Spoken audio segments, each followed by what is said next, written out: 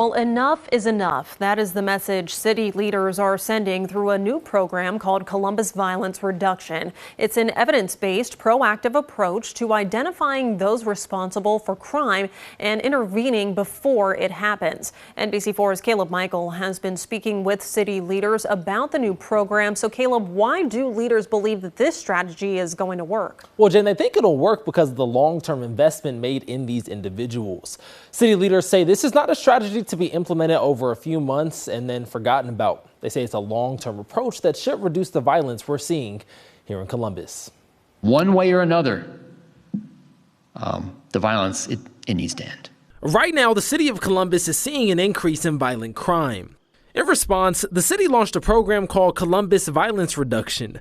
It's an evidence-based, focused deterrence model. The proactive message from law enforcement to adults that are involved in or perpetuating group and gang gun violence and other types of violence throughout the city. Molly Robbins is the Columbus Violence Reduction Director. The program brings together law enforcement, community members, and social service providers to engage with individuals who are most likely to shoot or be shot. They're on a path towards death or long-term incarceration. That's the bottom line.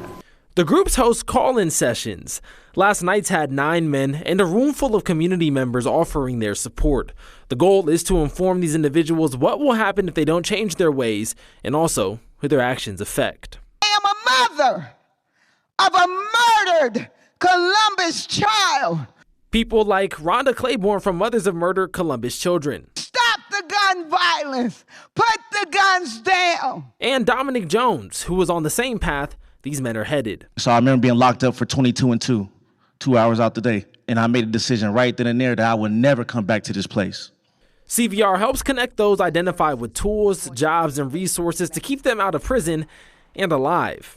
The goal is to meet their immediate and long-term needs. We're in this for the long haul, and this will take some time. Because city leaders say they're tired of the violence. The first person that leaves out of here after this meeting tonight and perpetuates shooting or any type of violence will get the full attention of law enforcement. Now, since the first call-in session in June, 16 of the 17 participants are safe, alive, and out of prison. Director Molly Robbins says they are proud of that number, but they also do recognize this is just the beginning of a long road to see the change we're all hoping for in the city.